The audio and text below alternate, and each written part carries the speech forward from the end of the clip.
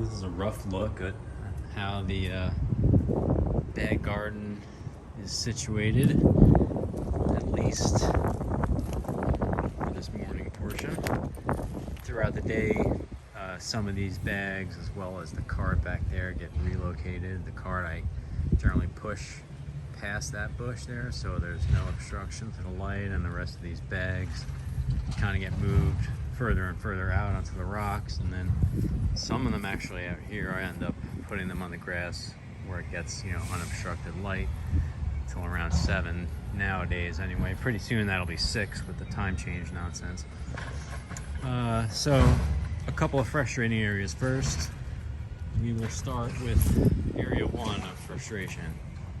This is the aphid-ridden jalapeno plant. I can't seem to manage them. I've sprayed a couple times, just, you know, water and letting them dry off in the shade. I introduced a single ladybug I happened to find. I've got some ladybugs on the way. I'm not sure that that's a good move. It's kind of a mixed bag in terms of what the online, you know, research says. It can work, it cannot work, it can be invasive to the local insect population, it can, you know, be ineffective because the ladybugs will just fly away instead of doing what you want them to do. But I'm gonna try, because I want to get these things to produce some jalapenos. That'd be cool. So frustration part 1. Frustration part 2. I've had a lot of really not so great luck germinating citrus. This is Meyer lemon, a dwarf Meyer lemon seed. I got one to actually pop out of the dirt. This other one here is most likely dead. It's stuck somewhere in the middle. You can't even really see it. You can. I'll sort of point the finger on it. It's right there at the edge of my finger. But it's been there for days and days. I don't think that one's coming up. I got a mixture of, you know, sand, vermiculite, perlite, and some potting mix as the soil.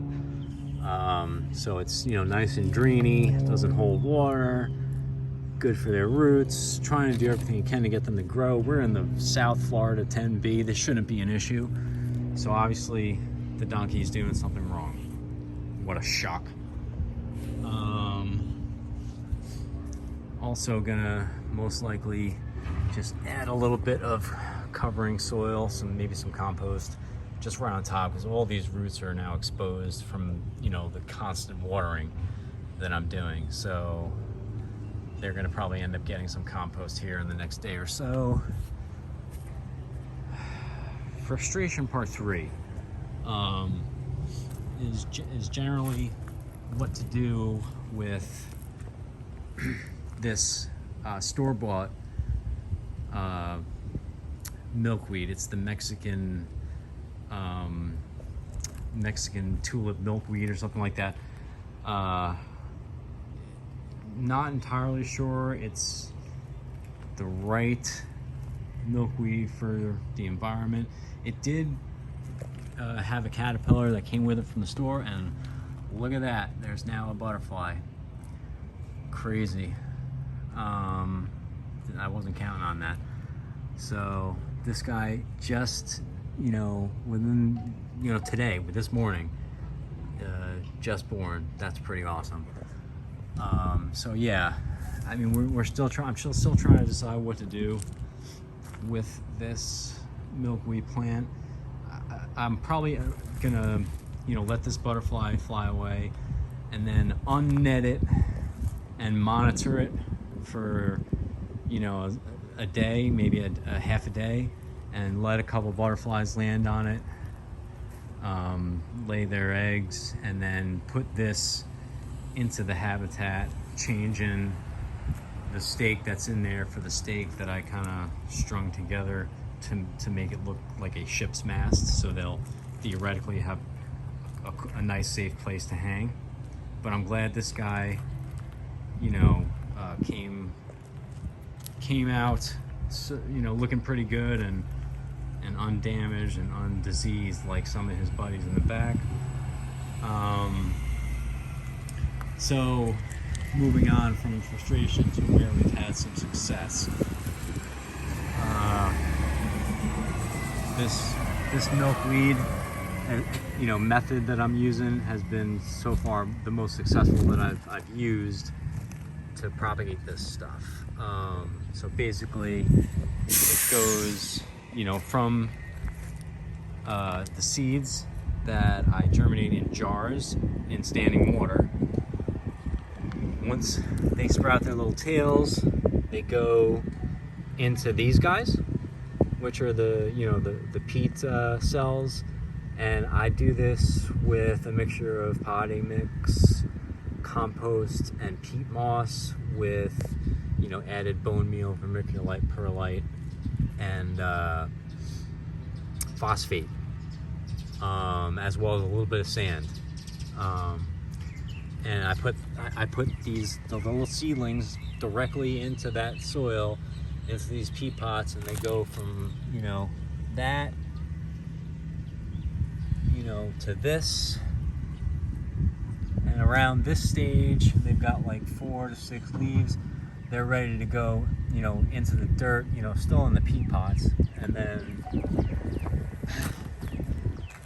you know, they'll end up in something like this. And then they'll end up, you know, there. So that's kind of a trial and error method that I've used, because, you know, germinating this stuff is really the hardest part, growing it less so. But yeah, so that's an area where I feel we've had success. Another one here is the basil. This stuff germinated like in 2 days from sticking it in the dirt into my germination area in the back. They hooked in 2 days and shot right up. I had an early infestation of whatever kind of caterpillar likes to munch on basil. It killed 2 of my original 6 basil seedlings, but these are the 4, and, you know, they're motoring right along. So that's our, you know, front yard area. We also kind of included this guanabana tree. So we, you know, dug a little, you know, I cut away some of the grass, put a nice little compost ring around there, and then added some pine bark mulch. I bought the pine bark mulch originally for the citrus. You know, I'm going to try that 5-1-1 method, where you use 5 parts of the pine bark mulch, I think 1 part either compost or potting soil, and 1 part perlite. And that's like one of the ideal soil mixes apparently for citrus. And then this is the backyard tomatoes, which, you know, had a little bit of pests, a little bit of the whatever that caterpillar is. It's like, it looks like it's like a cross between a slug and a caterpillar. Like, I've picked a couple of them off and just chucked them back into the grass. And you can find them generally where you see these little holes. Like, you'll flip that leaf around and look for the little son of a bitch. And then, you know, you either pull them off, rip the leaf, you know, snip the branch, whatever. But luckily here, for whatever reason, I've been almost pest-free, aside from like those caterpillars or whatever that I mentioned. You know, no aphids on my tomatoes, either here or on the front cart, which I'm thankful for, because they're tearing up my jalapeno bush. These guys are only like 55 days old, but they've already got, you know, not as much flowering as the Roma up front, but this is quite a bit for 55 days to already have, you know, lots of flowers forming, some pollinated, some not. Whereas the ones in the front, The Romas are like 80 days at this point, 85, 88, something like that. So I think because of the overcrowding, even though these are also overcrowded. This was my first attempt at tomatoes, both of these, the Roma and these. So I ended up just stuffing them way too, like in this, between these two 15-gallon pots, there's 11 plants. So that's obviously way too many plants for that amount of dirt. Like 15 gallons, maybe 3 would be appropriate. But I've got, let's see, 1, 2, 3, 4 plants in that one, and this is the really overloaded one. This one's got 2 there, 4, 6. So there's 6 plants in that one, and 4 in this one, and you know, whatever. But I'll take it because these things grew like weeds. I mean, like I said, the difference is night and day between these and the Romas. Also overcrowded, but it's crazy that that's the growth that we got in just 55, you know, short little days. So that's the wheelbarrow where I mix the soil, and then we've walked past it a bunch of times, but that's okay. This is where I stash you know, peat moss, potting mix, compost, etc. The soil amendments like the phosphate, vermiculite, etc. Those I store just in the garage in a 5-gallon bucket with a lid, just in case. So that's, you know, the bag garden tour, minus the last little bonus area. This is my little tobacco garden. So we've got